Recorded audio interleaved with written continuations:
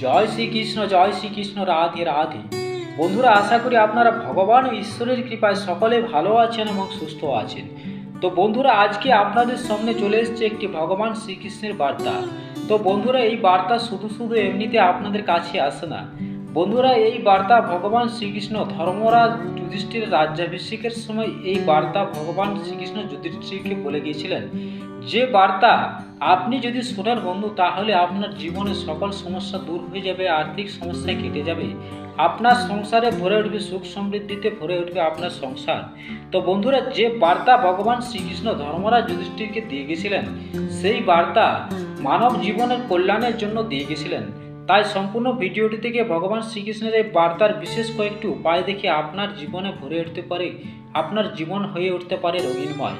তো বন্ধুরা, সদা সর্বদা এই ভিডিওটিকে আপনারা এড়িয়ে যাবেন না। ভগবান শ্রীকৃষ্ণের এই বার্তা দেখে আপনারা যদি এই উপায় করতে পারেন, তাহলে সদা সর্বদা সেই বাড়িতে ভগবান শ্রীকৃষ্ণের আবির্ভাব ঘটে।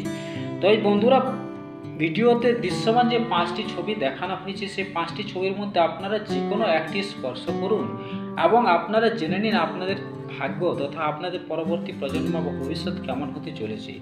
এই বার্তার মাধ্যমে ভগবান শ্রীকৃষ্ণ যুধিষ্ঠিরকে বলে গেছেন বিশেষ কয়েকটি বস্তু বা বিষয়ের কথা। যে বস্তু বা জিনিসের কথা বলে গেছেন, সেই বস্তু বা জিনিস যদি আপনি আপনার বাড়িতে বা আপনার বাড়ির মধ্যে রাখতে পারেন, তাহলে ভগবান যুধিষ্ঠিরকে এই জ্ঞান দিয়ে গিয়েছিলেন যে মানব জাতির খুব কল্যাণ হবে এবং সেই জীবনে কোনোদিন কোনো সমস্যার সম্মুখীন হবে না, এবং সেই বাড়িতে বিভিন্ন ধরনের যে নেগেটিভ শক্তি, খারাপ শক্তি থাকে, তা কোনোদিন সেই বাড়িতে প্রবেশ করতে পারে না।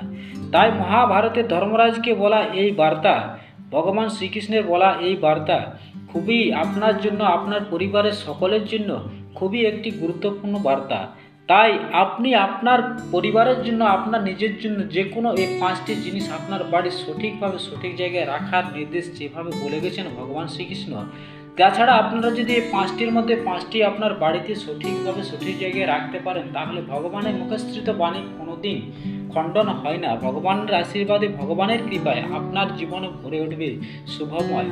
তো বন্ধুরা, তাহলে চলুন এই 5টি অপরিহার্য যে বস্তু, তার মধ্যে আমি সর্বপ্রথম আপনাদেরকে বলবো যে ভগবান যুধিষ্ঠিরকে জানান যে জল যে সাম্রাজ্যে সবসময়ের জলের উচিত ব্যবস্থা নিশ্চিত করতে হবে, যাতে কোনো ব্যক্তি জলের অভাবে কষ্ট না পায়। তাই বন্ধুরা, পৌরাণিক কাল থেকে তৃষ্ণার্তকে জল খাওয়ানো পুণ্যের কাজ বলে মনে করা হয়। আবার ভারতীয় সংস্কৃতিতে সূর্য সহ সমস্ত দেবদেবীকে জল নিবেদন করার নিয়ম রয়েছে। তাই পিতৃপুরুষের সন্তুষ্ট করার জন্য তর্পণের মাধ্যমে পিতৃপুরুষকে জল প্রদান করা হয়ে থাকে। সাম্রাজ্য হোক বা বাড়ি, যেখানেই হোক জলের সঠিক ব্যবস্থা থাকা অত্যন্ত জরুরি। ভগবান শ্রীকৃষ্ণ যুধিষ্ঠিরকে এই বার্তা দিয়ে গেছেন। তাই উল্লেখ আছে যে বাস্তু নিয়ম অনুযায়ী ভগবান শ্রীকৃষ্ণ বলেছেন যে বাড়ির উত্তর পূর্ব বা ঈশান কোণে জল রাখা উচিত। এটি দেবতাদের স্থান। অযথা জল প্রবাহিত হলে তা সুখ, ধন ও সুখ থেকে ভক্তিকে দূর করে রাখতে পারে বা বঞ্চিত রাখতে পারে। এরপরে 2 নম্বরে বলা হয়েছে চন্দন। ভগবান শ্রীকৃষ্ণ যুধিষ্ঠিরকে স্মরণ করেন যেভাবে চন্দন গাছে হাজার হাজার বিষধর সাপ থাকা সত্ত্বেও চন্দন গাছের সুগন্ধ একটুও কমে না। তাই যে বাড়িতে চন্দন রাখা হয়, সেই বাড়িতে সমস্ত নেতিবাচক খারাপ শক্তির হাত থেকে মানুষ মুক্তি পায়।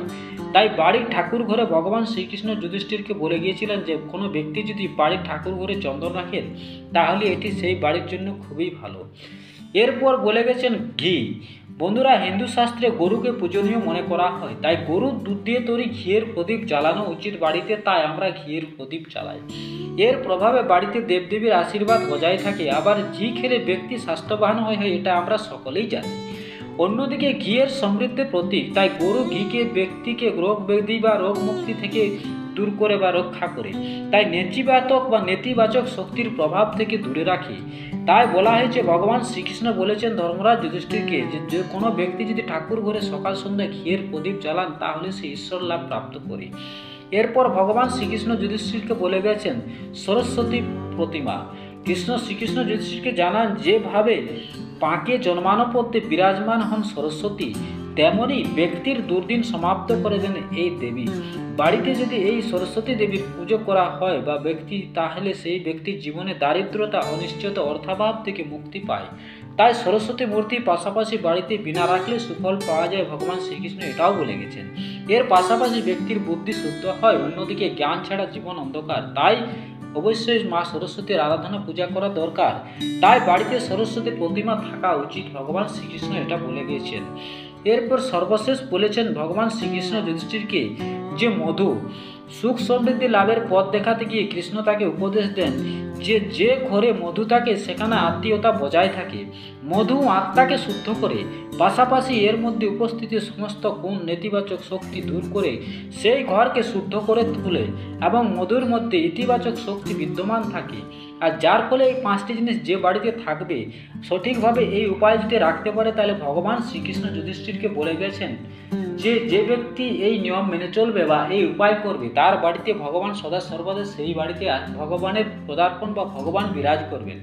তো বন্ধুরা, ভিডিওটি ভালো লাগলে ভগবান শ্রীকৃষ্ণের এই বার্তা জেনে যদি ভালো লাগে, ভিডিওটি বন্ধুদের সাথে অবশ্যই শেয়ার করবেন। চ্যানেলে নতুন হয়ে থাকলে এই ধরনের গুরুত্বপূর্ণ তথ্য বা এই ধরনের তথ্য জানার জন্য অবশ্যই সাবস্ক্রাইব করে পাশে থাকুন এবং কমেন্টে জয় শ্রীকৃষ্ণ লিখতে ভুলবেন না। তথা সদা সর্বদা ভগবানের আশীর্বাদ আপনার উপরে থাকবে। তাই পরবর্তী ভিডিওর জন্য অপেক্ষায় থাকুন। সকলে সুস্থ থাকুন, ভালো থাকুন, ধন্যবাদ।